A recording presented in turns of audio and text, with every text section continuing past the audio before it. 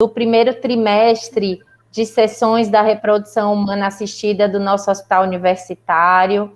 Eu brincava agora há pouco aqui nos bastidores que nós estamos fechando com chave de ouro, né? Nós estamos falando a respeito das trompas, que sempre trazem um imenso desafio para nós em termos de abordagem terapêutica.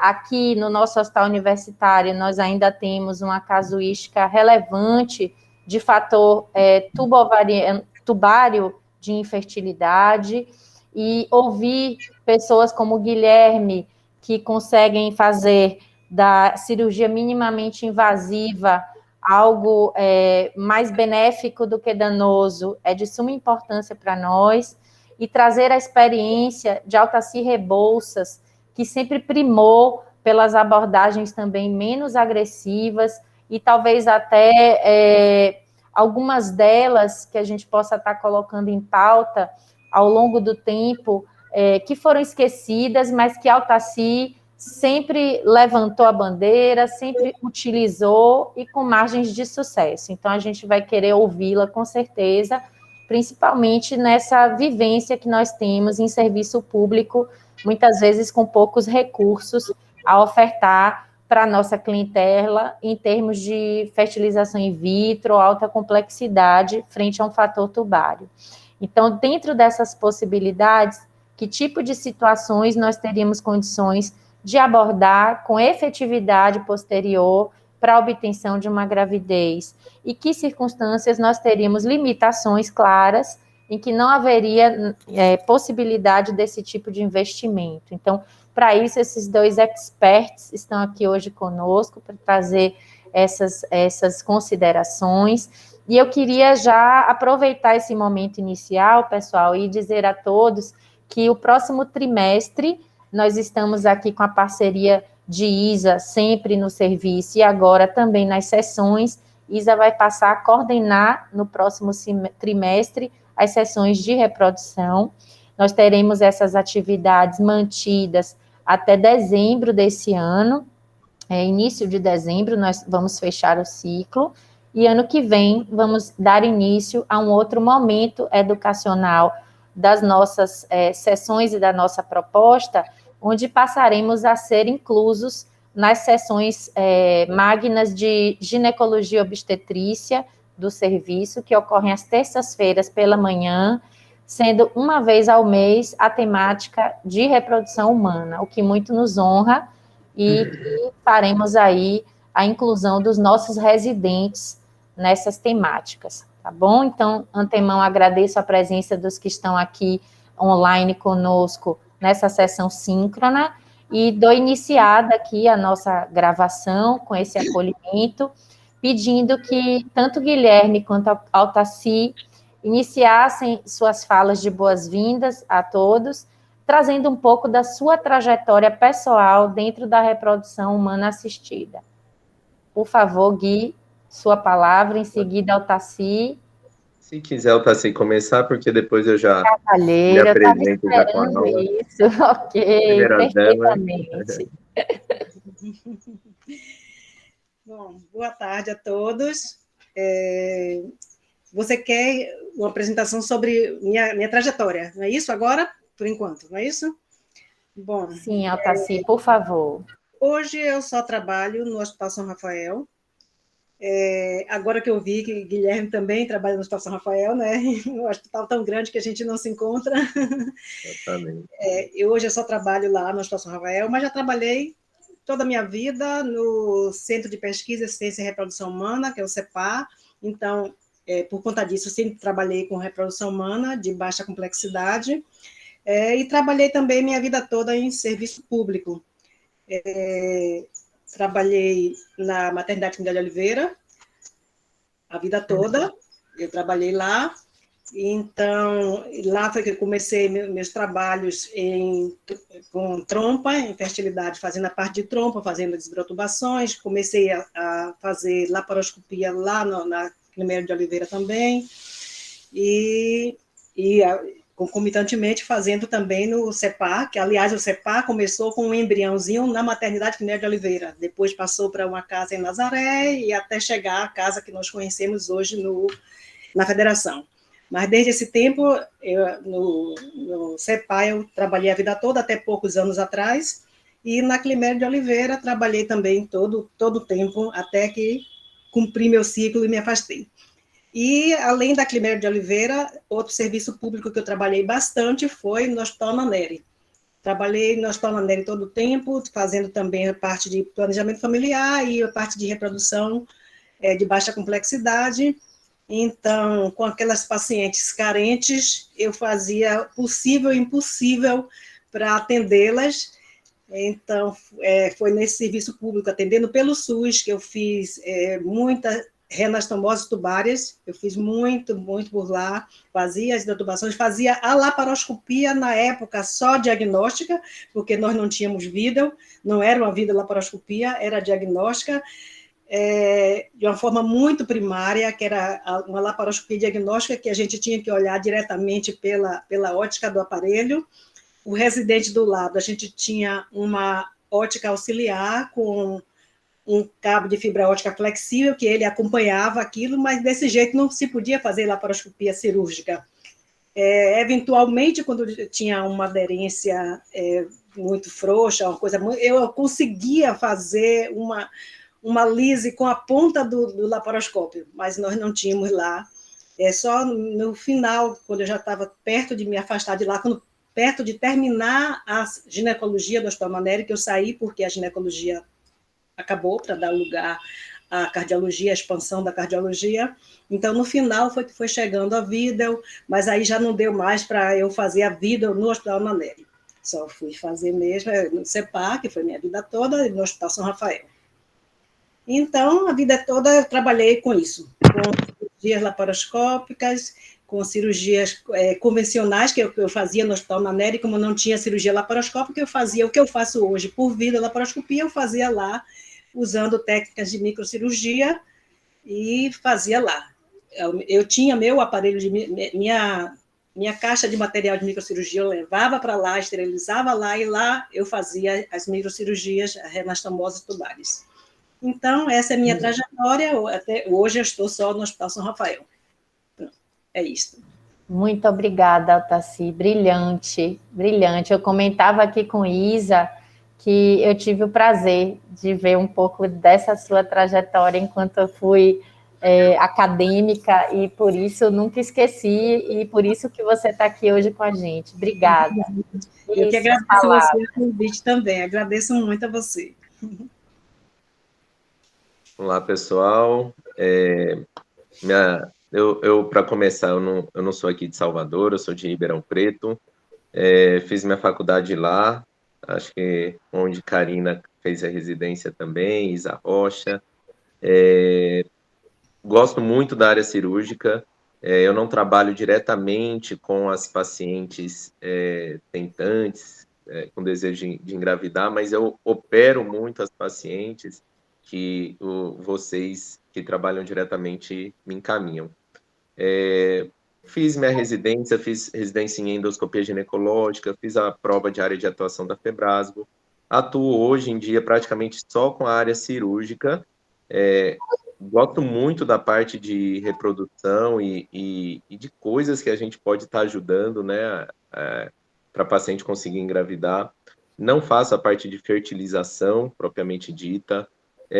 Eu vi no voucher aí de divulgação que a Karina colocou que eu sou da Climério. Eu fui realmente da Climério, mas eu fiquei por um curto período de tempo por não conseguir fazer as atividades lá de esteroscopia por causa da reforma e de várias dificuldades internas, mas atualmente eu trabalho com fellow de endoscopia ginecológica lá no São Rafael, e ajudo, de certa forma, o pessoal da residência aqui do Hospital das Clínicas.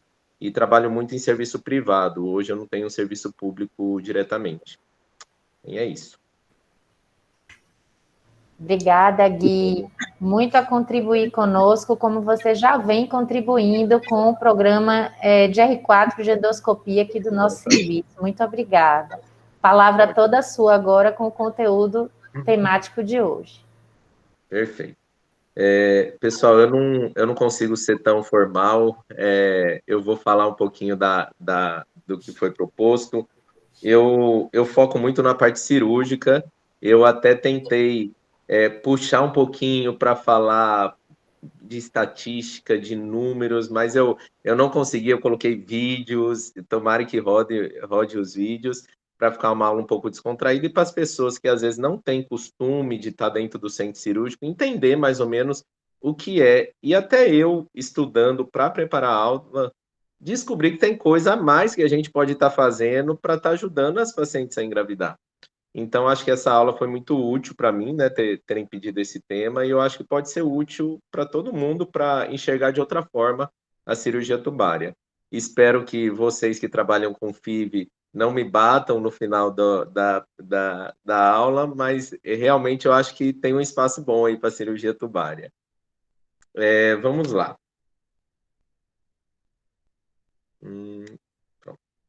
Então, cirurgia tubária em reprodução assistida, tem lugar? Esse foi o questionamento que a Karina me trouxe. Então, nessa aula, eu tenho alguns objetivos, situar o fator tubário nessa parte de infertilidade, falar um pouquinho do diagnóstico de infertilidade, porque, em parte, o diagnóstico também acaba sendo um pouco tratamento, em algumas situações, apresentar as cirurgias possíveis de se fazer em pacientes com infertilidade, lógico, da parte tubária, e ver se a gente encontra um espacinho para as nossas cirurgias em frente à FIV, que anda crescendo tanto.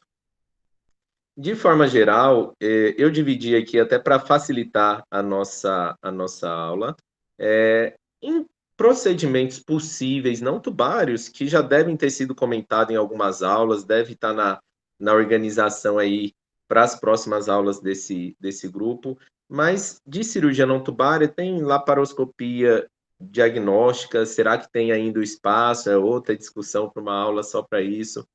Tem endometriose, que eu sei que já foi falado um pouco, miomectomia, adenomiose, drilling ovariano, tem espaço ainda, cirurgia para criopreservação, faço muito pouco, mas já tive oportunidade, ofropexia, em alguns casos também oncológicos. Mas hoje o foco são cirurgias tubárias. E eu achei que ia ter pouquinha coisa, e o quadradinho é praticamente o mesmo. Existem muitas coisas a se fazer em tubas.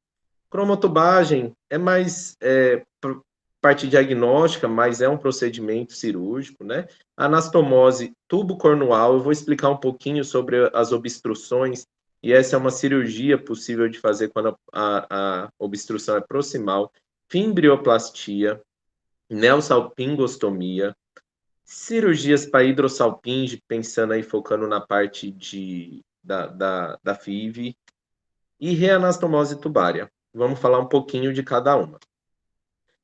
Eu me baseei em 2 artigos para ter como guia dessa aula, mas eu acabei colocando alguma coisinha a mais, tá? Fator tubário, inicialmente, é em torno de 25% a 35% das causas de infertilidade feminina. Metade desses casos é por salpingite. E a gente tem que trazer um fator tubário, que é o arrependimento de laqueadura, que é muito comum, paciente cada vez mais jovem que laquear, relacionamentos muitas vezes não duram o tempo que as pessoas esperam e desejam com outro parceiro nova gestação, então a gente tem uma taxa de arrependimento relativamente alta. Em relação às cirurgias tubárias, até 1970, tinha procedimento cirúrgico, mas muito insatisfatório, resultados ruins. A partir de 1970, começou a parte da microcirurgia, foi chegando a laparoscopia, os resultados foram melhorando e as cirurgias tubárias acabaram ganhando um foco importante. Nesse período, a FIV estava aí se desenvolvendo, até que a partir de 1990, a FIV mostrou bons resultados. Já existia antes, com resultados insatisfatórios, começou a melhorar, e os procedimentos cirúrgicos, nossos procedimentos tubários, acabaram ficando um pouquinho de lado. E hoje, aqui eu espero trazer um pouquinho eles de volta. Em relação ao diagnóstico, a gente tem que lembrar das 3 principais causas de alterações tubárias, que seria a doença inflamatória pélvica, endometriose e cirurgias pélvicas prévias. Exames de imagem, eu vou discorrer rapidamente, acho que não é o foco, tanto o foco da aula, mas tem a esterossalpingografia, que é usada aí como primeira opção pela facilidade, talvez, entre aspas, talvez não seja tão fácil assim, às vezes a gente tem dificuldade em encontrar um local bom que faça esterossalpingografia. Mas temos também a laparoscopia com a cromotubagem, que eu vou falar rapidamente. A laparoscopia é considerado o gold standard, né, o padrão ouro para diagnóstico. Eu já vou falar de outros métodos, mas só para comparar as duas, a esterossalpingografia a gente usa muito como primeira linha de investigação. Mas eu queria trazer alguns dados. Esse é um trabalho somente, mas a maioria dos trabalhos falam algo semelhante. Mas eu queria trazer 2 informações dessa tabela. Pacientes que vêm com oclusão bilateral tubária na esterossalpingografia, nesse trabalho específico, 194 pacientes, quando foi feita a laparoscopia para confirmação desse diagnóstico, foram só 69. Então, vemos uma divergência importante. Enquanto se a gente for falar de permeabilidade tubária, na esterossalpingografia, nesse trabalho em questão, 486 pacientes com permeabilidade bilateral, 450 foram confirmados na laparoscopia. Eu só acho interessante a gente ter essa ideia em mente, porque quando a gente pede uma esterossalpingografia, que eu sei que é o primeiro exame que muita gente pede para ver a parte tubária, a gente vê o resultado e às vezes acaba levando ele muito como verdadeiro. Mas a esterossalpingografia, o que eu queria trazer, é que para permeabilidade tubária é um bom exame. Viu as trompas tão pérveis? Ótimo, vamos confiar nesse exame.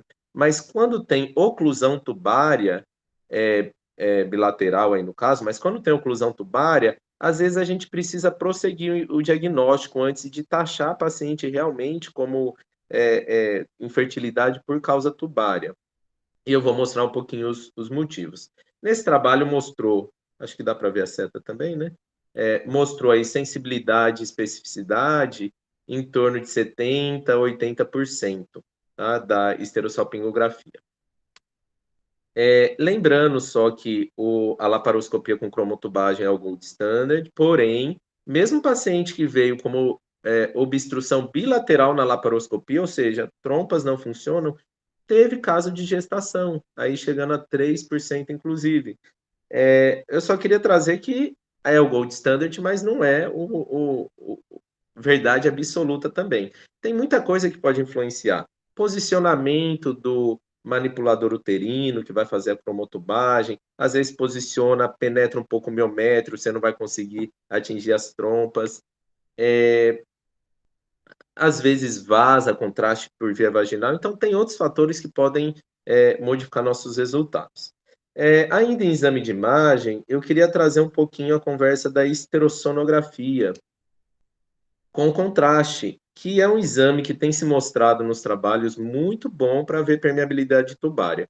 Aí nesse videozinho, espero que esteja rodando, você vê aqui o contraste na cavidade uterina e ele passando pela trompa aqui fininha, dando a volta aqui, acho que numa alça intestinal, até chegar próximo do ovário, aqui os folículos ovarianos, e se espalhando, mostrando permeabilidade tubária bilateral. Tem um outro procedimento que, fazendo a aula, eu acabei vendo, e tem alguns trabalhos, lógico que eu acho que não é a realidade nossa, mas por curiosidade eu só vou trazer, sem números e sem mais detalhes, mas existe a hidrolaparoscopia transvaginal. Eu realmente nunca tinha ouvido falar, talvez aqui vocês tenham já alguma experiência. É um procedimento que pode ser usado para fazer algum tipo de só diagnóstico, de uma endometriose, aderência pélvica, dá para fazer um diagnóstico, é feito em consultório mesmo, com uma ótica muito pequena em fundo de saco vaginal para avaliar. E eu vi que alguns país, eu vi vários trabalhos indianos falando desse método para diagnóstico de patência tubária. Esqueci de pôr o vídeo. Aqui você vê que você vê as fímbrias, isso é feito por fundo de saco vaginal, você vê as fímbrias e vai injetar um contraste transcervical para ver a permeabilidade tubária. Isso é mais a mérito de curiosidade mesmo que eu trouxe para vocês. Vamos falar um pouquinho da esterosonografia, que eu acho que é algo que a gente ainda não tem muito claro para o diagnóstico. Eu trouxe esse trabalho do JMIG, uma revista que eu vejo bastante, porque traz muito de cirurgia minimamente invasiva, e aqui eu queria focar nessa tabelinha, mostrando essa primeira coluna marcada, que é a esterossalpingografia, mostrando a sensibilidade, especificidade, os números, e comparando com a esterosonografia, com contraste, que é essa outra coluna que eu marquei. Então, os resultados são muito semelhantes. A esterosonografia é tão boa quanto a esterossalpingografia para diagnóstico de permeabilidade tubária. Inclusive, com possibilidade, incluindo ultrassom 3D, dá até para prosseguir e melhorar a sensibilidade. E a esterosonografia, comparando aí com a esterossalpingografia ou a laparoscopia, tem muitos pontos positivos. Primeiro que a esterossono pode ser feita em consultório, geralmente ginecologista faz muito ultrassom, ela não precisa ir numa clínica de radiologia, não precisa de anestesia geral, como a cromotubagem, não precisa de radiação, como a esterossalping, tudo bem, é só um raio-x, mas é um raio-x. É boa para ver a patência tubária, para ver doenças tubárias, incluindo aí ultrassom 3D, dá para ver com mais detalhes. Dá para diferenciar pólipo, mioma, porque você faz a esterosonografia, você consegue delinear corretamente as lesões e se está cometendo cavidade. Incluindo o ultrassom 3D, dá para diferenciar septo de bicônio, tudo no mesmo exame. E é um exame que às vezes a gente não pede muito. Poderia economizar, ao invés de pedir 2, 3 exames, e talvez a esterossono. Esse mesmo trabalho, ele chega só na conclusão, falando que a esterosonografia com contraste, ela é boa para diagnóstico de patência tubária, é bem comparável à esterossalpingografia, que é o que a gente pede logo de primeiro. Tem sensibilidade em torno de 75% a 96%, especificidade de 67% a 100%, inclui também a avaliação da cavidade uterina, e ela seria útil para a gente completar a nossa investigação de fertilidade, numa forma, não digo tranquila, deve ter desconforto, lógico, da paciente, mas o que a gente acompanha e participa aí a respeito da esterossalpingografia, talvez seja um exame até mais aceitável a respeito da parte álgica. Então, acho que eu queria deixar aí como uma lição e para abrir a cabeça de todo mundo, a gente pensar um pouquinho mais na esterosonografia, talvez a gente discutir no final por que será que ela não é tão usada, talvez pelas dificuldades dentro do consultório, suja, líquido, não sei. O contraste que eu coloquei aqui e que vocês viram o vídeo é um contraste específico, mas dá para fazer, que ele tem um valor aí agregado, mas dá para fazer com água e soro chacoalhando para conseguir visualização desse líquido passando pelas trompas, enfim, é algo que a gente poderia usar mais. A cromotubagem é a área que eu gosto, é a área que eu faço, né? Continua sendo o gold standard. A gente pode usar ela como primeira opção se tiver alguma outra indicação. Paciente sabidamente teve DIP, tem endometriose, talvez tenha uma indicação por outros motivos de avaliação laparoscópica, a gente já pode usar como primeira opção, não precisa fazer outro exame antes. E lembrar sempre que tem anestesia, pequenos riscos cirúrgicos, né? No videozinho aí apareceu a cromotubagem, acho que deu para ver rapidinho, né? Agora não roda mais. Vamos falar agora um pouquinho das alterações tubárias e o que a gente pode fazer por elas. Bloqueio tubário proximal. Essa região aí, região cornual, em torno de 10 a 25% dos casos de obstrução tubária. Lembrar um pouquinho da diferença, um termo que os trabalhos trazem, de obstrução e oclusão tubária.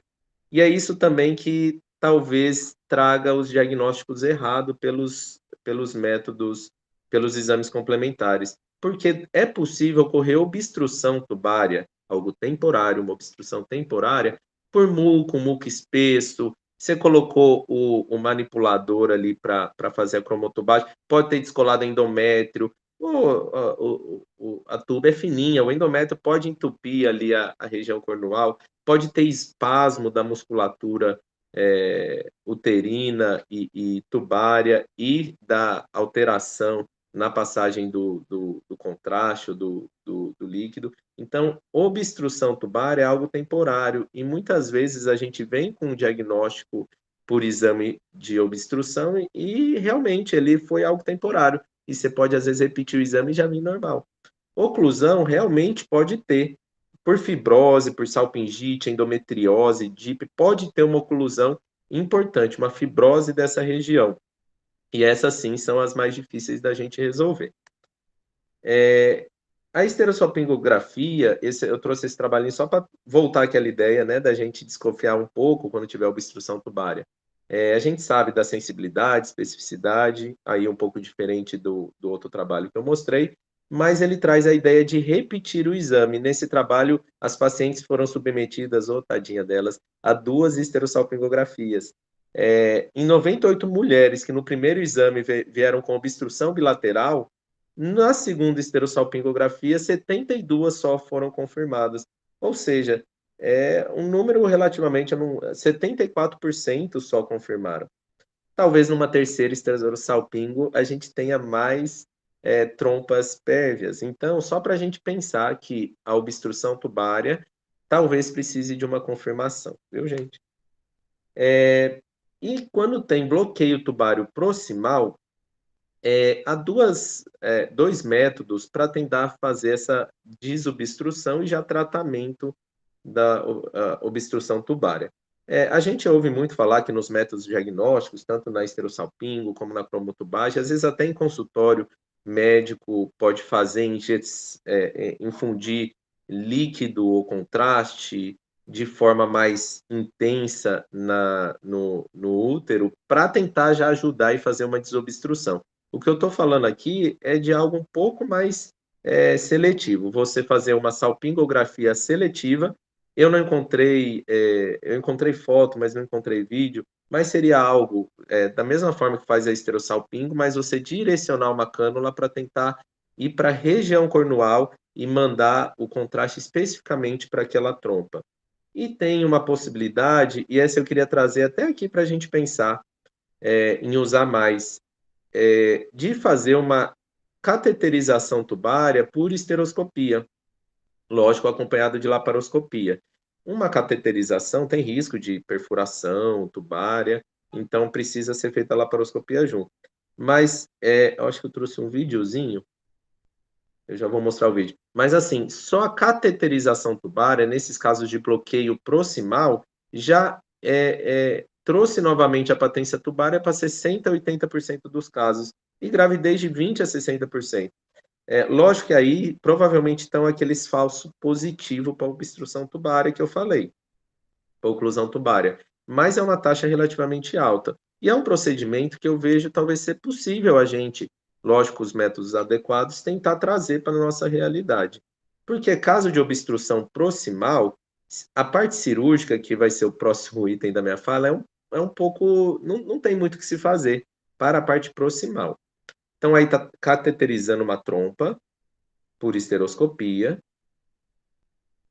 Daí vai para a laparoscopia para mostrar um pouco do vídeo. Mostrando aí, ele vai injetar o contraste e mostrando que a trompa, que tinha obstrução proximal, agora ela está pérvia, tá? Agora ele vai fazer do outro lado também. Aí essa está mais difícil ver o ósseo tubário, mas ele vai conseguir lá. E vai mostrar também que a outra trompa também está pérvia. É um exame um pouco mais seletivo do que a cromotubagem. Lógico que a cromotubagem é o exame diagnóstico, mas aí ele está falando já em tratamento das obstruções tubárias proximais. Certo? Em relação à parte cirúrgica, existe cirurgia descrita, mas nem trabalho direito a gente acha mais, muito menos vídeo. Mas de ressecção e reanastomose microcirúrgica na região cornual. Então, você tirar essa região que é mais fibrosada, é como se fosse reimplante de ureter em bexiga. Fazer um tunelzinho e tentar reinstalar um fragmento são, saudável da trompa, numa região saudável do miométrio. Não imagino como seja feita a cirurgia, também não consegui trazer nada para vocês. O que eu achei de trabalho é que chega a ter uma melhora da gestação intraútero, mas com uma chance grande de ectópica, tem um baixo índice aí de sucesso. Na verdade, a maioria dos trabalhos são taxas inferiores a 30%, e um risco aí teórico, não achei nada na prática, de ruptura uterina. É algo que ficou um pouco de lado, por não ser tão eficaz e por ter a fertilização aí para suprir. Mas antes da gente pensar na fertilização, é possível a cateterização tubária, como eu falei, por esteroscopia, assistida por laparoscopia. E a FIV acaba sendo preferível a uma cirurgia. Esse tipo de cirurgia, o que os trabalhos recentes falam, é que ficou um pouco mais para a história, que é muito pouco realizado. Então, aqui na nossa realidade no Brasil, em que muito paciente não tem acesso à fertilização, talvez a gente possa buscar um pouco mais em obstrução proximal, fazer essa esteroscopia. Eu até vou atrás para ver que catéter foi usado, para a gente poder estar agregando, né, ao nosso portfólio. O bloqueio tubário distal, agora é mais na porção fimbrial. Os achados mais comuns são hidrossalpinge e a fimose fimbrial. Principais causas são as mesmas, DIP, cirurgias prévias e endometriose. E o que a gente pode fazer por essas pacientes? Adesiólise, né, liberação de aderências tubárias, salpingólise, neosalpingostomia e fimbrioplastia. E eu vou falar um pouquinho de cada cirurgia, tentar mostrar algum vídeo, eu não lembro se eu coloquei das duas, mas mostrar algum vídeo e tentar explicar o que é cada uma. Quando a gente fala de bloqueio tubário distal, a gente tem uma divisão aí entre pacientes com bom prognóstico para cirurgia e mau prognóstico. Se as aderências são frouxas, lógicos, existe classificação de aderências pélvicas, então no grau 1 e 2 tem um prognóstico muito bom, 3 e 4 prognóstico já é pior. Mas de bom prognóstico, aderências frouxas, trompas pouco dilatadas, menos de 3 centímetros de diâmetro, paredes finas, flexíveis, não é aquela parede já endurecida de tanta inflamação. E quando a gente abrir a trompa e olhar um pouco a parte ampolar, ver pregas na mucosa da endossalpinge, tá? Isso é essencial. Se você não tem as pregas, provavelmente você não vai ter todo aquele funcionamento ciliar para empurrar o óvulo até o útero, né? E o mau prognóstico é o oposto, lógico, aderências densas, trompa muito dilatada, mucosa lisa da endossalpinge e outros fatores associados. Se também já tem um fator masculino, não tem, porque é um mau prognóstico de forma geral, a gente tem que pensar já na FIV. Fator masculino, idade da paciente, certo?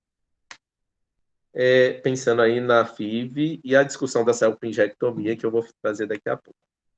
Em relação ao salpingólise, só a liberação de aderência tem um resultado positivo. A Altacir disse que fazia a liberação de algumas pacientes e realmente a adesiólise sozinha ela acaba melhorando aqui nesse trabalho pacientes tratadas com adesiólise 45% tiveram gestação, taxa de gestação acumulada em 2 anos, e quem não foi tratado, 16, então com diferença estatística. Eu gosto de ilustrar, acho que cirurgião gosta muito de trazer vídeo, né? Eu trouxe vídeo aí mostrando uma trompa praticamente escondida na parede pélvica. Esse vídeo é legal, que no final você vê, você vai soltando toda a trompa, no final você vê que até parece uma trompa de verdade.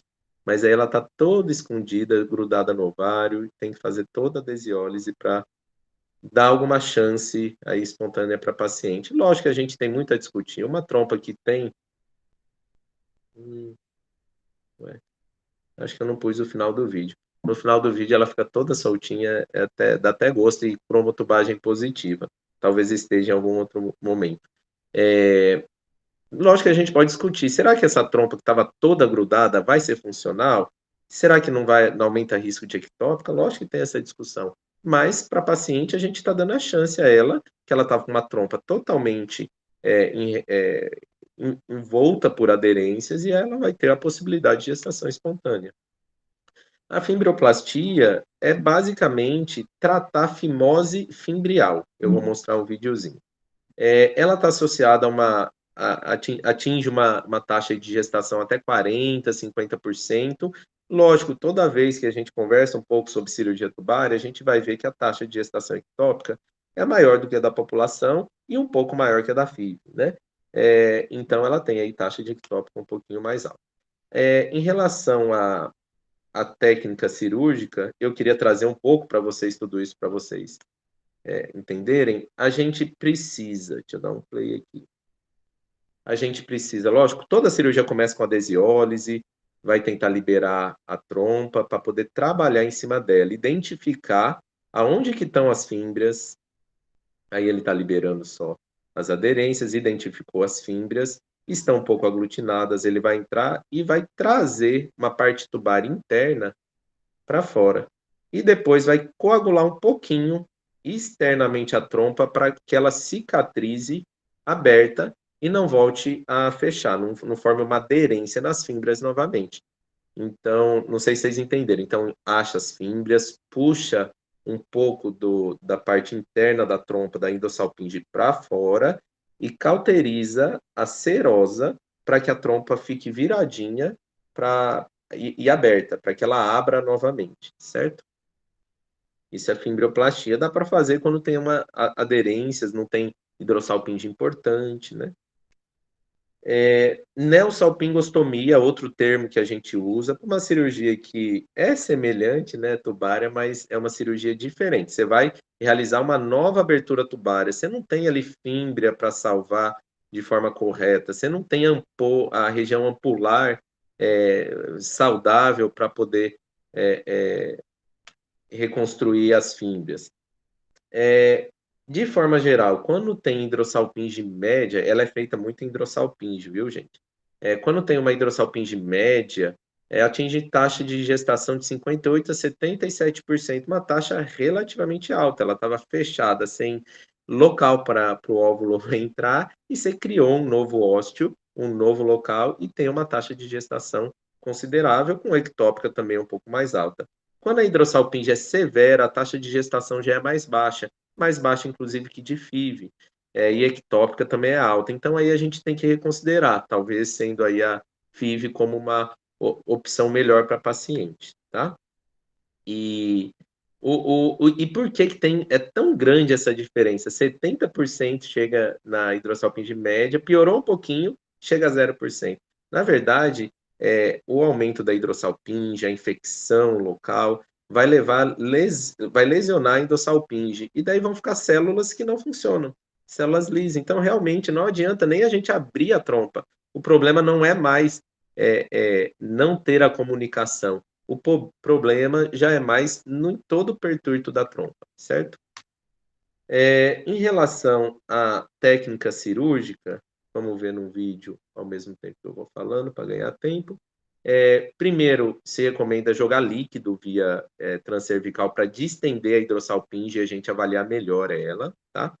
Vai fazer, lógico, a salpingólise sempre, vamos fazer liberação da trompa, liberação de aderências, para ter como trabalhar e ter mobilidade dessa trompa. A gente vai identificar onde é a região do ósteo, vai abrir, fazer incisão em cruz, para abrir realmente para não fechar essa região. Abrindo aí em cruz. Ali ele já identificou ali tem aparentemente endossalpinge saudável. Vai só finalizar a cruz para ampliar e ela não fechar novamente. E agora ele vai tentar everter, trazer uma região mais saudável da trompa, que está um pouco mais interna. Vai puxar a endossalpinge com tudo para fora. Pronto. E aí, como ele faz uma eversão mais importante desse tecido, precisa, geralmente o ponto é melhor do que fazer só uma cauterização para a trompa, para ficar aberta essa região. Então, talvez utilização de fios e sutura para segurar essa região aberta, tá? Então, essa é a neossalpingostomia. Você não está melhorando as fibras, você está criando outra estrutura, tá? Outro ósseo tubário realmente. Vamos agora falar um pouquinho de recanalização tubária. Já falamos lá que a taxa de arrependimento chega a 20%, 30%. E quando fala de taxa de sucesso, aqui é onde os autores realmente colocam um pouco mais, aumenta um pouquinho as taxas de gestação. Por quê? Geralmente a paciente fez uma laqueadura porque não queria engravidar, mas talvez ela não tenha, ela não procurou, ela não está com uma infertilidade e está procurando a causa. Ela sabe, muitas vezes é só o fator obstrução tubária pela laqueadura. Por isso atinge boas taxas de gestação, não tem outro fator junto. Lógico que depende do comprometimento tubário, e trazer a grande questão atual é que as técnicas de laqueadura que se modificaram um pouco com o tempo. Atualmente, muita gente faz salpingectomia parcial ou até total, pensando numa laqueadura. Pode ser feito cauterização de 3 a 4 centímetros da trompa, e isso dificulta um pouco mais, se distancia os cotos tubários, talvez dificulte a realização de uma reanastomose.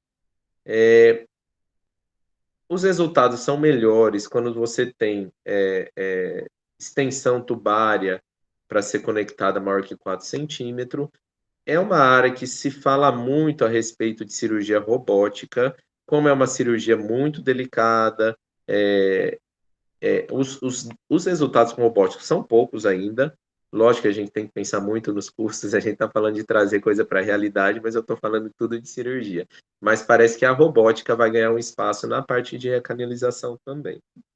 Uma cirurgia muito mais precisa para fazer a reanastomose. Ectópica, como eu falei, sempre vai ter uma taxa maior de ectópica, mas não é alto quanto eu pensava. Eu acho que de 2% a 8% é algo que dá para a gente conversar com a paciente, ela fazer ciente dos riscos. Em relação à taxa de gestação, tem trabalho que mostra taxa acima de 80%. Esse especificamente, gestação ectópica até 2,8%, uma taxa pequena eles tiveram de ectópica. Teve um coorte retrospectivo falando sobre, comparando FIV com reanastomose tubária, mostrando que a reanastomose teve maior taxa de gestação acumulada em mulheres abaixo de 37 anos. E sem diferença acima de 37 anos. Então, a reanastomose tubária, ela é melhor do que a FIV abaixo dos 37 anos. Aqui mostrando vários trabalhos, e para a gente ver que as taxas de gestação geram em torno de 31% a 88%. E a taxa de nascidos vivos de 19 a 80, gravidez 31 a 88 e nascidos vivos 19 a 81%. E ectópica 0 a 8%. Então é a taxa aí que a gente vê de gestação ectópica.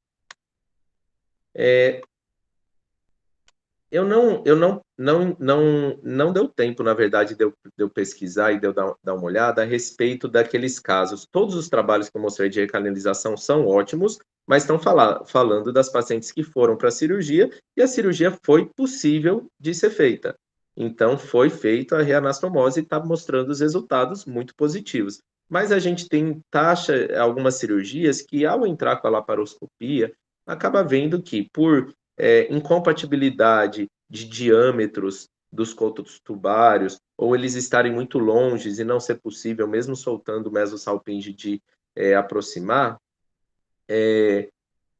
Então, tem pacientes que vão para a cirurgia e não conseguem fazer a recanalização. Eu não cheguei a pegar esses dados e vai ficar como dívida aí para um próximo momento. A técnica da reanastomose tubária é uma cirurgia bonita. Eu vou colocar já ela rodando, porque ela tem 1 minuto. Então, para ir vendo, mas inicialmente sempre fazer a salpingólise, né? A gente pode filtrar aí um pouco de vasopressina na mesosalpinge para facilitar a cirurgia, tanto a distensão, criar um espaço cirúrgico adequado, quanto para diminuir sangramento. Aí tá reavivando as bordas tubárias, vendo também que os dois cotos são viáveis, então ele testa o coto distal também, para ver que é viável fazer a anastomose.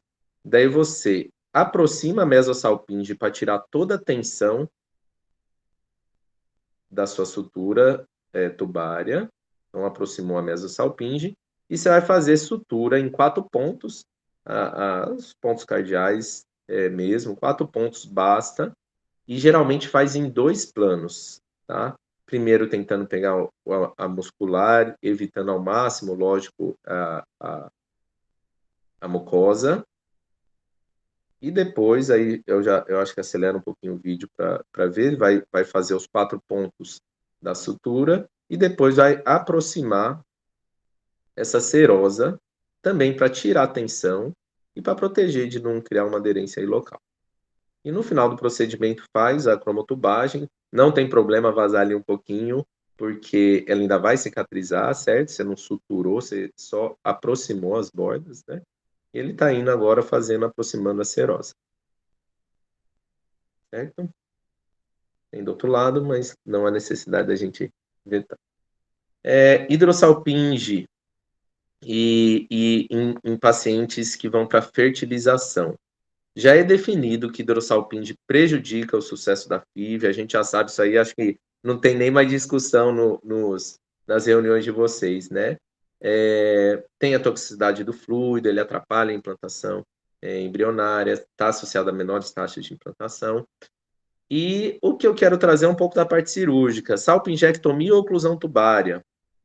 Essa aqui é uma meta-análise trazendo aqui os dados só para mostrar que tem diferença estatística, tá? A fazer a cirurgia. Aqui está incluindo tanto a salpingectomia quanto a oclusão tubária, tá? A desconexão ou oclusão tubária. Aparentemente, os resultados são semelhantes e há sempre um questionamento a respeito da reserva ovariana. A reserva ovariana, a salpingectomia é mais agressiva, você usa energia, você vai cauterizar vasos da mesosalpinge, daquela irrigação cruzada que vem do útero e a do ovário. Será que não diminui? E quando você estiver fazendo a salpingectomia ali próximo do pedículo ovariano, que sempre tem uma fímbria grudada, será que você não vai atrapalhar a irrigação? Enfim, tem esse questionamento. Mas a gente já tem alguns trabalhos para nos resolver. Essa aí é uma meta-análise que mostrou que não tem diferença nenhuma a respeito de salpingectomia e oclusão tubária a despeito de resultados da fertilização.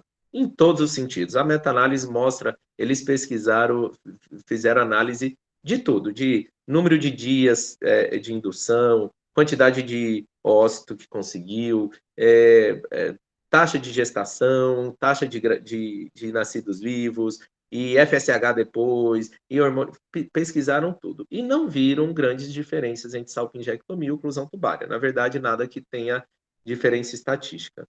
Ele trouxe nesse trabalho que é uma coisa que a gente poderia questionar, evitar uma cirurgia, se o problema é o líquido, vamos aspirar essa hidrossalpinge por ultrassom, parece que tem menores taxas de gestação, tá? E tratamento cirúrgico sempre melhor do que nenhum tratamento. Aqui mostrando o número de ócitos captados, né? Então, ter feito na verdade, aqui é comparando, tá? Só para explicar, gente, a salpingectomia com a ligadura proximal tubária e mostrando que não tem diferença estatística em relação ao número de óvulos que vai conseguir na fertilização, na FIV. Aqui está mostrando, assim, vocês viram que esse é o número 1, esse é o 5, 6, mas todos os itens sem diferença estatística. Esse aí está mostrando o número de dias de estímulo, a tabela aí de baixo, já o valor do FSH que não muda, enfim. Em resumo, não tem diferença nem nessa parte de ovariana inicialmente. desligar aqui. Pronto, voltei para a reunião. Estão me ouvindo? Ok. É que tocou o telefone aqui. Sim, agora voltamos a te ouvir bem. Tá ótima. Opa, agora cai o celular, cai tudo, mas vamos lá. Já estamos indo para o finalmente, viu, gente? Quando a gente tem dúvida, vamos caçar um pouquinho, vamos ver as revisões da Cochrane. Cochrane, na verdade, sempre traz a ideia de que precisamos de mais trabalhos para trabalho de qualidade ruim. Estão me ouvindo? Então, os trabalhos são de qualidade ruim, precisamos de mais trabalhos para falar sobre as diferenças da salpingectomia ou da oclusão tubária proximal.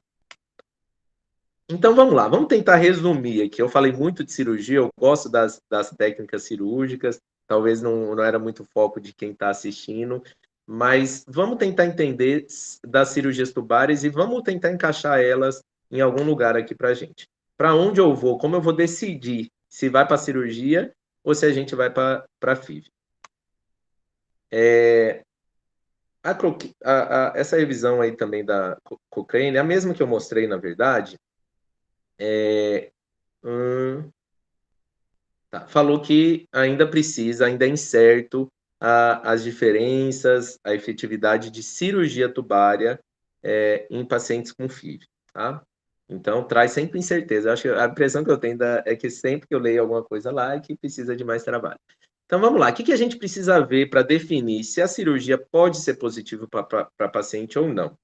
Primeiro, a idade da paciente, reserva ovariana, que já vai ser pesquisado aí pelo pessoal da reprodução humana, se já teve gravidez ou não, se tem acometimento tubário, se são as duas ou se é só uma trompa acometida, qual a extensão desse acometimento, outros fatores de infertilidade é importante, a avaliação masculina. O que adianta fazer uma cirurgia tubária se tem um componente masculino importante? Daí a gente não precisa ser submetido aos riscos da cirurgia. Tem que ter cirurgião apto para aquilo. As cirurgias tubárias são cirurgias delicadas e, de forma geral, se não tiver alguém que esteja habilitado, talvez ela não chegue naquelas taxas boas que a gente mostrou no começo da aula. A gente tem que ver se a paciente tem acesso à FIV. A paciente não consegue pagar, ela é a paciente do SUS, não tem condições financeiras, ou o seguro ou convênio não. Espero que não seja paciente, meu celular está tocando desesperadamente, mas já está acabando. A paciente não ter acesso, às vezes, ao... Peraí, gente, a câmera virou, tá uma bagunça aqui, desculpem. Pronto. A paciente, às vezes, não ter acesso à fertilização, às vezes a gente abre mão. Poxa, a gente sabe que é interessante paciente um pouco com idade um pouco mais avançada, a gente vai fazer uma cirurgia tubária já com uma paciente com uma difícil reserva ovariana baixa, difícil gestação espontânea, mas ela não tem acesso à FIV. Se é só isso que ela tem e ela está disposta, a gente pode pensar na cirurgia tubária. O paciente, às vezes, tem questões éticas, religiosas para fazer FIV.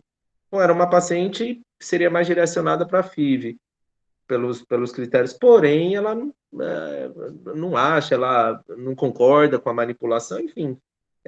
Desejo da paciente de tentar espontaneamente. Tem gente que quer, se é isso que trabalha com isso, quer porque quer tentar espontâneo, não quer tentar tudo natural. Não por questões religiosas ou éticas, mas porque quer tentar. Então, a cirurgia tubária sempre vai ter o espaço nesse tipo de paciente.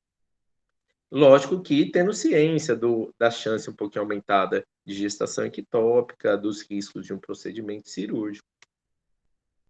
FIV tem pontos positivos, eu vou trazer os pontos positivos e negativos dos dois. FIV tem pontos positivos, boa taxa de gestação por ciclo, é menos invasivo, eu nem sei aqui, eu acho que esse aqui era do outro slide. Menos invasivo, tem pontos negativos, que são os custos, todo mundo sabe, risco de gestação múltipla, risco de hiperestímulo, são múltiplas injeções, às vezes o paciente fica incomodado, coisa simples, um monitoramento um pouco mais prolongado. Já a cirurgia ponto positivo, é um procedimento geralmente único, ambulatorial, raramente o paciente vai ficar internado para uma cirurgia tubária. As chances de gestar, você está dando mensalmente uma chance, uma esperança aí dela conseguir a gravidez. Então, você tem um acumulado a longo prazo importante. Os trabalhos vão até 2 anos, poucos passam disso, mas talvez você tenha um acumulado maior, inclusive de possibilitar uma mesma paciente já ter 2 gestações por uma cirurgia que ela tenha feito para corrigir a trompa. Ponto negativo, lógico, é uma cirurgia, são riscos cirúrgicos, tem uma recuperação pós-operatória, vai ter um pouquinho de dor, e tem os riscos da gestação ectópica um pouco aumentado. E um ponto importante é a dificuldade de achar cirurgiões treinados. Então, vamos lá. Pacientes candidatas para cirurgia. Pacientes jovens, sem outros fatores de infertilidade importantes, com anatomia tubária passível de reparo.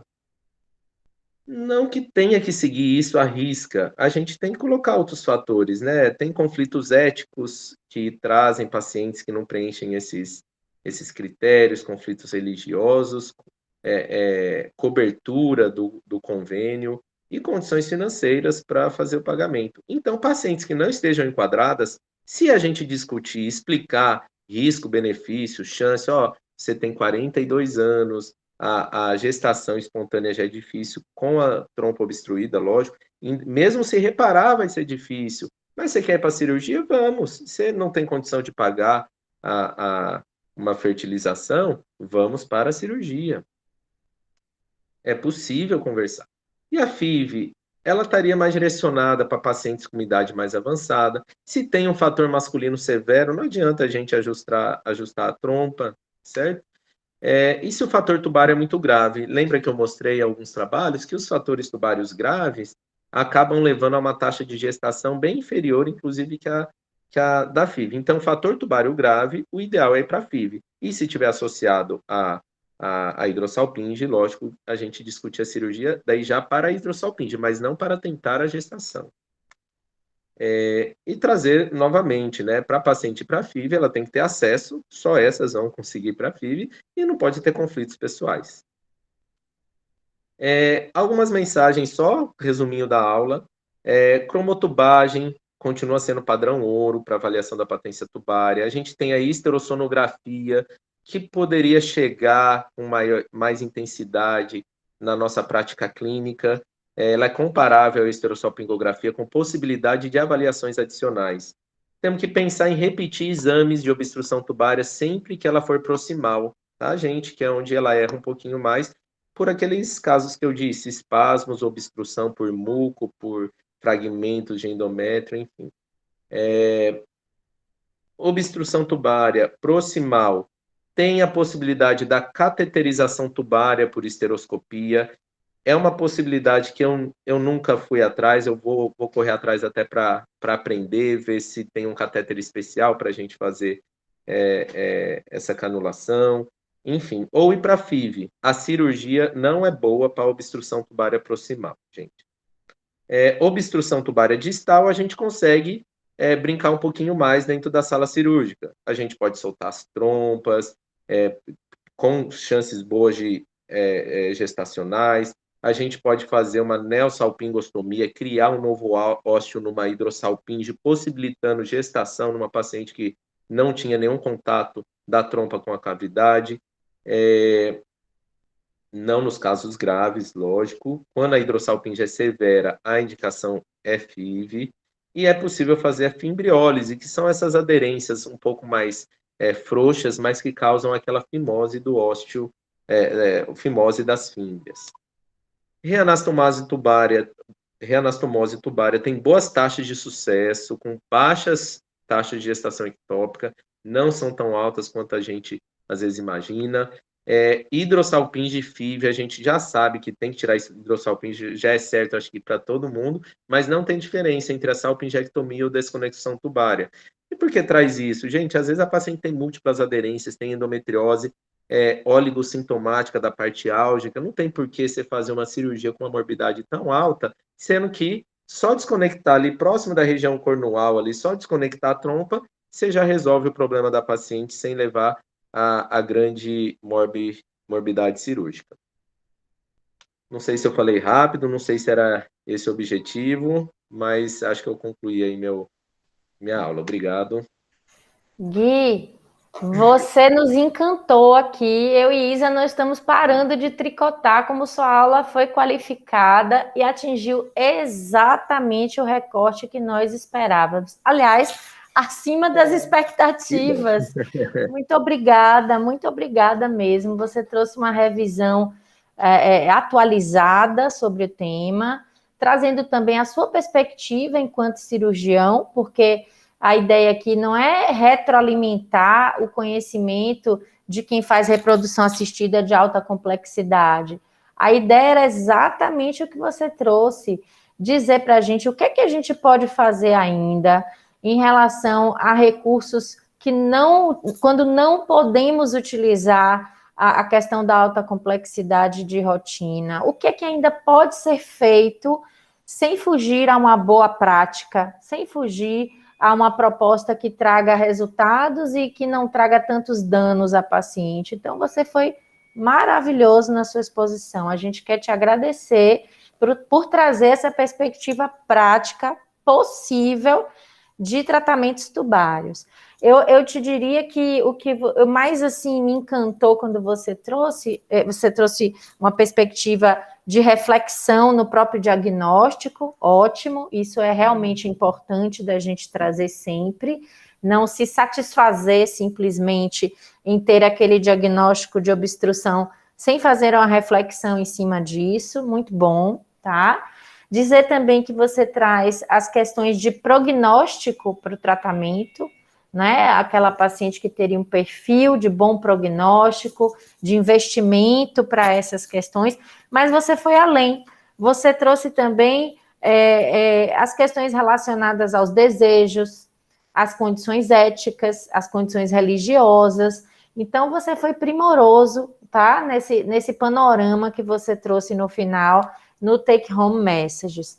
Mas eu queria ouvir um pouquinho agora da experiência de Altaci, que viveu tudo isso. De fato, tudo que você está trazendo, eu vi Altaci fazer na prática, tá? Altaci operava, Altaci fazia essas adesiólises, Altaci fazia recanalização tubária, Altaci fazia hidrotubação. Então, eu queria ouvir um pouco agora dessa rica experiência que a Altaci tem, da vivência dela, prática, compartilhando aqui conosco. Por favor, continue, Gui, para a gente abrir o debate um pouquinho. Ótimo.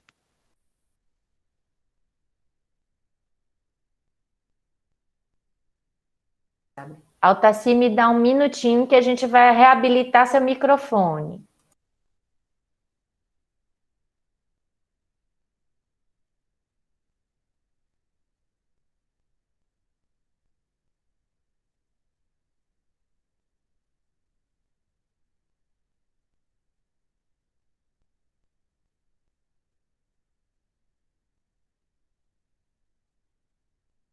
Pronto, Altaci, pode abrir seu microfone.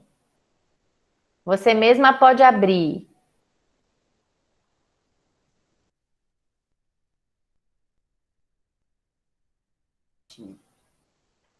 Você pode clicar no computador. Isso, perfeita. Já lhe ouvimos. Pronto. Então, respondendo à pergunta tema da aula, se cirurgias tubárias em reprodução assistida tem lugar, eu respondo que tem lugar sim, principalmente considerando a clientela de poder aquisitivo mais baixo, que não tem condições de realizar uma FIV. Até entre as pacientes que têm uma condição melhor financeira, tenho encontrado aquelas que dizem querer esgotar toda a baixa complexidade antes de partir para um procedimento mais invasivo. Elas querem deixar a FIV como último recurso. E na parcela da população menos favorecida financeiramente, então não tem dúvida, ou é a baixa complexidade ou nada. Então, tem lugar sim. E que cirurgias tubárias têm lugar em reprodução assistida? Guilherme já discorreu sobre quase todas as cirurgias, eu só vou aqui pincelar a salpingólise, a adesiólise, que é feita por laparoscopia, paralise das aderências perianexiais, a depender do grau da aderência, é uma cirurgia de bons resultados, se são aderências mais frouxas, se não envolvem muitos órgãos, não é muito extensa, aquelas de grau 1, grau 2, então você tem um bom resultado para a gravidez.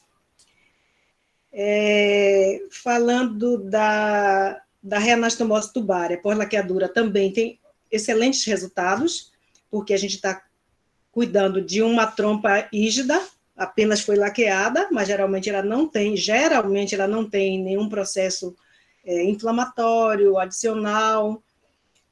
Então, bons resultados a gente obtém com a reanastomose tubária, e feito com técnica de microcirurgia, que pode ser com microscópio ou com lupa, e eu prefiro fazer a céu aberto, por laparotomia, cirurgia aberta, porque, a não ser, como falou Guilherme, a promessa da cirurgia robótica, que aí pode ser que a gente consiga melhores resultados, mas com a laparoscopia convencional, eu não faço, e realmente os trabalhos todos têm mostrado que não tem bons resultados como uma técnica de microcirurgia fazendo com uma cirurgia aberta laparotômica. Outra cirurgia, a desconexão tubária ou salpingectomia. Eu prefiro a salpingectomia, no caso de pacientes que vão para a FIV, só quando realmente o paciente tem muitas aderências, uma pelve bloqueada, aí, então, eu faço essa desconexão. Porque até a própria paciente geralmente prefere, porque eu vou ficar com essa trompa dilatada, inflamada, que não serve mais para nada, eu quero que tire. Então, a própria paciente faz essa opção. Então, de uma maneira geral, eu prefiro tirar, respeitando todo aquele limite para não prejudicar a circulação ovariana. Uma outra cirurgia que não foi comentada aqui, é uma coisa simples, que é a exérese de cistos paratubários, das idates de Morgani. A maioria das vezes é um achado cirúrgico, e outras vezes pode ser por um diagnóstico ecográfico equivocado, um diagnóstico dado como cisto de ovário, cisto persistente de ovário, cisto simples persistente de ovário. Eu tenho uma paciente, inclusive colega nossa, na época ela era residente, e que ela resolveu fazer, já estava tentando uma gravidez há muito tempo, disse, não, o cisto é simples, imagens anecoicas, mas eu quero fazer porque não engravido. Quando eu fiz, ela tinha idade de Morgani grandes, elas estão na fímbria tubária, né? Isso pesa na trompa, dificulta, então, a mobilidade da trompa na função de captação do óvulo. Então, foi a única coisa que eu fiz nesta colega, foi retirar as idates que realmente eram grandes, idates de Morgani, e ela engravidou pouco tempo depois. Ela, até hoje, é muito grata, porque só foi isso. Então, sempre que eu vou fazer um outro procedimento laparoscópico, que eu encontro, paciente de fertilidade, que eu encontro essas idates, eu retiro as idates de Morgani, retiro esses cistos paratubários, porque, mesmo que sejam pequenos, eles podem vir a crescer e fazer esse problema com a trompa. Pesar na trompa e dificultar a mobilidade dela. E outro procedimento mais. A cirurgia conservadora de cirurgia ectópica, eu não aconselho, não foi pincelado isso aí, mas eu não concordo, porque a paciente já tem um problema para levar a ectópica. Você vai fazer uma cirurgia conservadora, você vai incisar essa trompa, você vai levar essa trompa a ter uma cicatrização, vai manter ou até aumentar o fator que levou à ectópica. Então, eu não concordo com cirurgia conservadora para ectópica, a não ser que, por exemplo, já tive um paciente que já tinha tirado uma trompa por gravidez ectópica de um lado, e ela apareceu com a gravidez ectópica contralateral, avisando para ela de todos os riscos dela ter mais outra ectópica, uma terceira ectópica, mas a paciente quer fazer, quer tentar, então, num caso desse aí até eu concordo, porque ela já não tem uma trompa. E mais...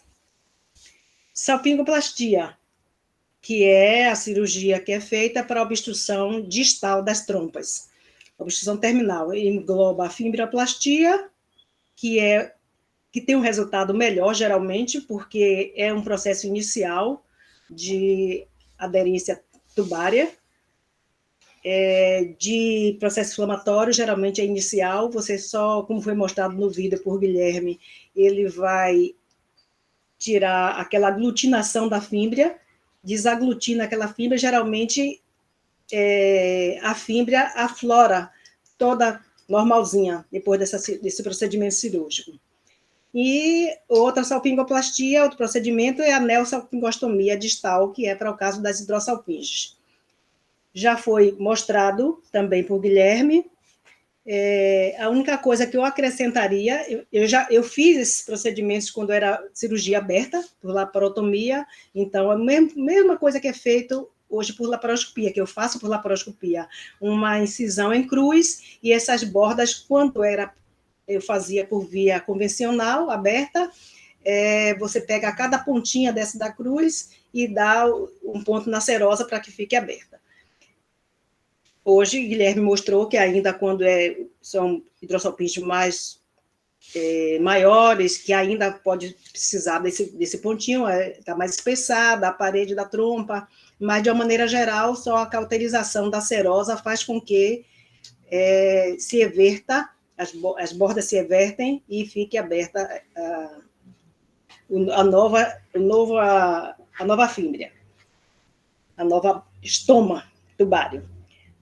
O que eu gostaria só de acrescentar é que essa cirurgia de neosalpingostomia distal laparoscópica, para mim, ela precisa das hidrotubações. Eu acho que a hidrotubação é super necessária fazer depois, porque, de qualquer maneira, mesmo você evertendo as bordas, você tem você fez uma incisão cirúrgica, você tem um pouco de sangramento ali, a tendência é aquela trompa poder fechar novamente, naquele processo de cicatrização. Então, eu acho importante fazer as hidrotubações depois, e logo depois.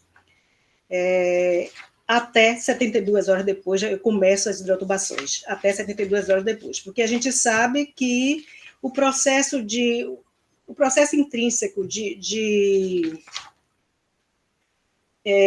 como se diz, a fibrinólise, o processo da atividade fibrinolítica intrínseca, ela geralmente previne a formação da aderência, daquela sudato de fibrina, por 72 a 96 horas ainda previne. Então, daí a importância que eu acho de começar até 72 horas a fazer as hidrotubações.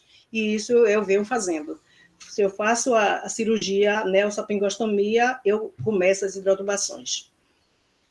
Essas hidrotubações pode ser utilizado, é feito em consultório, pode ser utilizado corticoide, pode ser utilizado mucolíticos, pode ser usado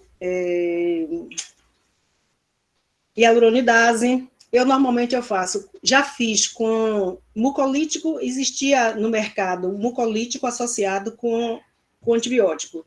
Foi retirado de linha, mas realmente eu vejo que não há necessidade mesmo do antibiótico. Então, eu faço um anti-inflamatório hormonal, faço corticoide, junto com o mucolítico, com a acetilcisteína. Então, eu faço essas intubações em consultório, e, normalmente, essa hidrotubação flui fácil, porque a trompa já está até dilatada pela hidrossalpinge, e foi novamente aberta, já não está mais ocluída a trompa, mas eu acho realmente importante nesse processo, e continuo fazendo. O que mais? Tem mais alguma coisa de cirurgia? Acho que não. De cirurgia já foi tudo pincelado. Como eu falei em hidrotubações, eu sei que você gostaria que eu comentasse também um pouco sobre isso. Deixa eu lhe dizer a conduta minha após a histerosalpingografia, que é que realmente eu faço o procedimento inicial para diagnóstico, eu faço a histerosalpingografia, a não ser que a paciente tenha algum histórico de uma cirurgia prévia, uma apendicite rota, uma ectópica rota, alguma coisa que ela tenha assim, então eu já passo direto para fazer o meu diagnóstico pela laparoscopia, mas se não, eu faço inicialmente com a histerosalpingografia. Então, o que é que eu faço com os resultados da histossapilografia? Se a paciente tem uma obstrução distal com hidrossalpinge, ela vai para a cirurgia. Não tem jeito, ela vai para a cirurgia, para fazer a neossalpingostomia distal. Se a paciente tem uma obstrução distal sem hidrossalpinge, a trompa está o calibre normal até o finalzinho, mas o contraste vai até o finalzinho da trompa, quase final, não tem nenhuma dilatação, essa paciente eu levo para fazer hidrotubações. Se a paciente tem obstrução proximal, hidrotubações também. Se a paciente tem uma suspeita de aderência, que a histossapilografia dá essa suspeita de aderência, então ela vai também para a laparoscopia para fazer a lise, e aí, ao mesmo tempo, eu já vou testar a patência tubária. Sobre essa suspeita de aderências pela histossapilografia, é uma coisa que eu tenho na minha prática diária. Eu percebo que tem muita discrepância entre o diagnóstico de aderências pela histossapilografia e a realidade. Então, eu levo a paciente para a laparoscopia, porque ela está lá com a suspeita de aderência pela histossapilografia, mas muitas vezes, eu diria que a maioria das vezes, ou 50%, eu não encontro essa aderência. Porque a histossapilografia mostra a trompa cefalizada, a despeito de mudança de posição, a trompa continuou cefalizada. Muitas vezes eu vou lá e realmente não tem aderência. Eu confio mais nesse diagnóstico da histossapilografia quando vê o contraste, a difusão loculada do contraste, que aí vai significar que realmente pode ter uma aderência, ele não se difunde bem. Mas pela cefalização da trompa, eu levo a paciente, porque está lá dito que ela tem aderência, então pode ser que tenha, e algumas vezes tem realmente, eu levo para fazer. E, sim, aí essa paciente também vai para a laparoscopia. O que mais teria? Deixa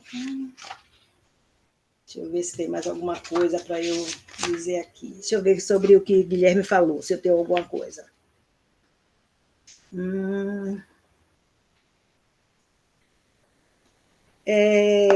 Um trabalho que Guilherme mostrou sobre histossapilografia repetida, e quando fez a primeira histossapilografia, encontrou 98% de oclusão, de obstrução tubária, e quando repetiu, já tinha, parece que 72 casos apenas.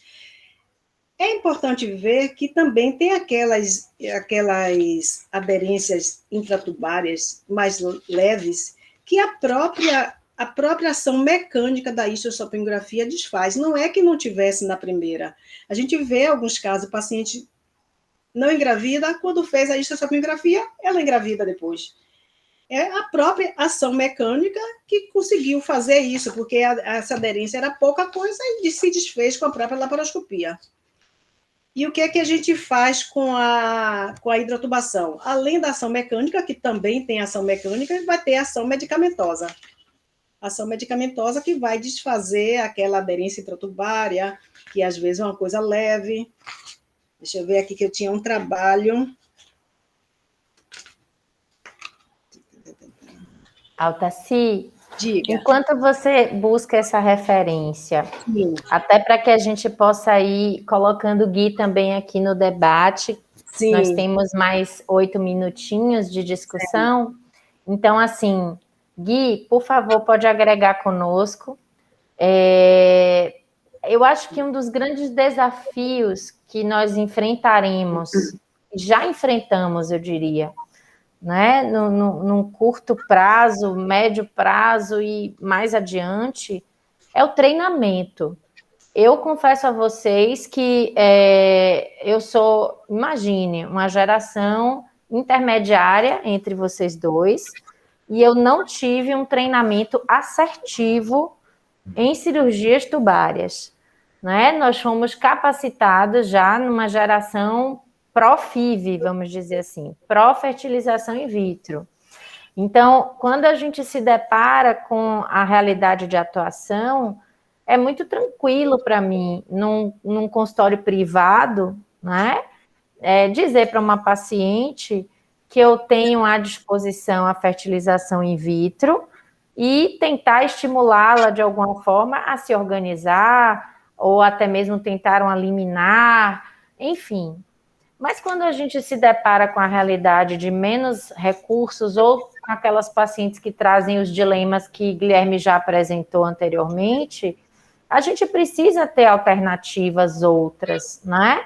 E o que me toca muito, enquanto colega de área afim, é encontrar colegas habilitados e dispostos a fazerem o tratamento cirúrgico tubário. Se hoje uma paciente arrependida de ter feito uma laqueadura tubária vem para uma consulta médica desejosa de engravidar novamente, eu diria a vocês com muita segurança que ela encontraria dificuldades em encontrar um profissional capacitado e disponível para fazer hoje a recanalização tubária, por exemplo. Então, esse é o nosso desafio do momento em relação às cirurgias tubárias, além de tudo que vocês já colocaram de uma forma muito brilhante. E eu queria deixar isso até enquanto uma reflexão para todos nós, porque é preciso que tenhamos uma continuidade. Nós estamos falando aqui no Hospital Escola, um hospital que tem referência em endoscopia, tem uma formação nessa linha, e talvez nós devêssemos, Gui, começar a trabalhar de novo nesse sentido, tá? Uma outra questão que a Altaci traz, e que eu queria que ela comentasse, é assim, diante dessa experiência dela acumulativa, de abordagens, vamos dizer assim, que não utilizassem a fertilização in vitro como a primeira linha, e sim como o último recurso, né? Como ela bem colocou em alguns desejos e de alguns relatos de pacientes dela. O sucesso estaria em torno de quanto? O êxito desses investimentos, né? O êxito reprodutivo estaria girando em termos de quantos por cento? E quanto tempo, Altaci? Porque eu me lembro na minha formação básica em Ribeirão que todas as nossas abordagens não fertilização in vitro, que visassem uma reabilitação tubária, nós estimávamos no máximo 6 meses desse investimento, antes de esgotar as possibilidades de uma baixa complexidade e partir para uma alta complexidade. Então, como você e Gui veem essa questão do prazo? Uma vez feita o procedimento cirúrgico tubário, qual seria um prazo, digamos assim, recomendado para que o especialista aguardasse uma gestação espontânea ou fosse assertivo com alguma técnica de menor complexidade, para depois retomar a questão de uma proposta de fertilização in vitro? Então, eu queria que vocês comentassem esses dois aspectos, o aspecto do treinamento e o aspecto do prazo, né, relacionado ao êxito, tá bom? Quem? Eu não vou falar tanto em relação à experiência, mas sim em relação aos trabalhos que eu vi, que eles fazem segmento ao redor de 2 anos, até 2 anos. Parece no primeiro ano realmente a maior taxa de gestação, e depois é uma curva decrescente, e acho que por isso que eles acabam parando os trabalhos a próximo de 2 anos. Mas na prática aí talvez a Tassi tenha mais a agregar. Olha, eu estava vendo um trabalho de Dr. John Rock, que é da Universidade John Hopkins, que é onde eu fiz meu curso de microcirurgia.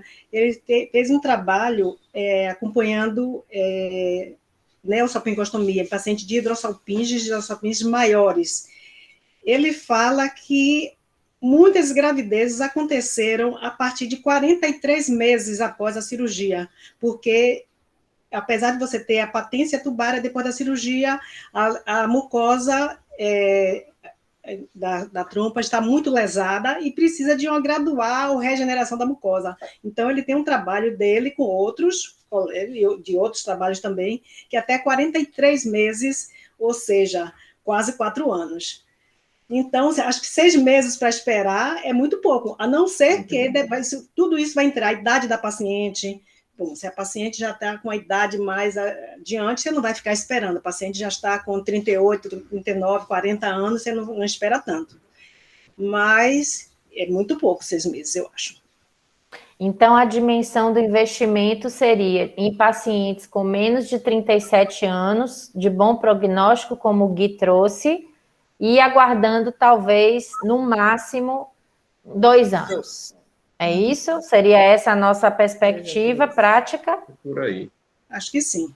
Ok, queridos. E o êxito, em torno de quanto, Altaci, sua experiência? Que o Gui falou que nos trabalhos da revisão que ele trouxe, até 48%. Eu e Isa aqui, a gente estava toda assanhada.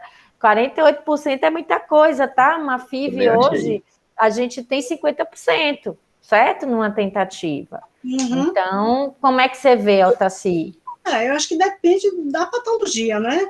Depende da patologia em si. Porque se é um paciente que vai para uma fibroplastia, o êxito é bem maior. Se é um paciente de Drossalpinge, que a trompa já está com o endotélio muito lesado, cai bastante. Então, acho que as estatísticas que ele mostrou aí, eu acho que eu concordo com ele. Se é uma paciente de recanalização, de reanastomose, em torno de 70%. Altaci, a gente vai deixar um convite para você e para Gui. Nós estamos precisando de treinamento nesse sentido. Vamos pensar em alternativas aqui dentro do nosso hospital universitário, dentro da possibilidade de vocês, de unir forças. Eu e Isa garantimos as pacientes, ok? A gente garante que traz para vocês clientela. E eu tenho certeza que os residentes vão amar ter a oportunidade de serem treinados nesse sentido. E a gente, com certeza, vai beneficiar muita gente. Ensina para a gente, Altaci, a fazer na universidade as hidrotubações, tá? A gente promete que cumpre o pós-operatório direitinho para você. A gente promete. Olha, é isso que eu estava pensando, em termos de paciente de recanalização pós-laqueadura. As minhas pacientes do Hospital Landério ficaram órfãs, que hoje eu não sei nenhum serviço público que eu possa indicar, e eu fiz muitas pelo SUS. Eu não sei, se alguém souber, porque muitas me perguntam ainda que não tem condições, não tem plano de saúde, não tem condição de pagar, me perguntam para onde eu indicar, e eu realmente não sei. Se vocês souberem, alguém manda para a gente e você combina que a gente opera com você aqui, a gente arruma um jeito, tá certo? Outra coisa, você falou nas hidrotubações, eu vou aproveitar para mostrar aos residentes que estão a cânula que eu uso para hidrotubação. Que bacana, por favor, pode mostrar. Esta cânula que tem 2 vias, uma via, a branquinha, você faz o vácuo no colo uterino, você introduz aqui pelo orifício do colo, faz o vácuo, ela fica presa, e pela vermelhinha você introduz a medicação. Você faz isso, deixa a paciente deitada lá um tempo, ela fica um tempinho deitada para que a medicação fique fazendo o efeito, depois você retira, levanta e vai embora para casa, normalmente. E aí você faz algumas hidrotubações, a depender do caso. Altaci, você está convidada para que possamos escrever um protocolo específico nesse sentido. Gui, você já é prata da casa praticamente, né? Então, assim, que essa sessão coroe aqui esse convite, tá certo? Eu vou concluir agora a nossa sessão com a mensagem final de cada um de vocês. Já agradecendo mais uma vez, essa sessão foi muito enriquecedora para nós. Eu e Isa estamos aqui animadas. E eu passo literalmente, né, Izinha, ó, o bastão das próximas sessões para minha amiga Isa, onde eu vou me colocar muito mais como participante, ouvinte, comentarista. Não sei se você botou um dia lá para mim, não foi? Eu vou ter que me virar para dar aula também. Gui, me ensina a fazer slide bonito assim, viu? Sua aula foi brilhante, muito linda. Parabéns, tá? Por favor, as mensagens finais de vocês com os nossos agradecimentos. Guilherme. Eu acho que a aula foi boa para todo mundo repensar e trazer a cirurgia tubária de volta. A gente vive num mundo que muita gente não tem acesso à FIV. E não tem nenhum serviço aqui, pelo menos em Salvador, que faça com tanta ênfase essa parte. Eu acho que é algo que dá para resgatar. Eu já tinha conversado com Renata de uma vez por mês estar operando lá, que estava num ritmo mais lento, mas me põe à disposição para estar ajudando. No privado, estou fazendo alguns procedimentos, uma fibroplastia, lise de aderências, quero ver essa canalização tubária aí por esteroscopia, eu acho que a gente anima fazendo uma aula dessa para crescer um pouquinho mais, né? Obrigado aí pelo convite. Eu fiquei interessada em ver também essa canalização tubária. Não, eu não faço esteroscopia, mas essa canalização para casos de obstrução proximal, fiquei interessada também, porque realmente a cirurgia não funciona bem, por isso que as minhas todas vão para hidrotubações, e vou me colocar à disposição também para ajudar vocês no que for preciso, no que for necessário para fazer. Guilherme já vai ficar com a parte cirúrgica, eu posso ficar com a parte de hidrotubações, de orientar e de ajudar. Será um prazer tê-los conosco em mais do que uma aula como essa. Muito obrigada, viu, queridos? Vamos levar isso adiante, então. Boa noite, pessoal. Vamos dar agora a sessão como encerrada, mais uma vez agradecendo. Boa noite a todos. Boa noite, obrigada.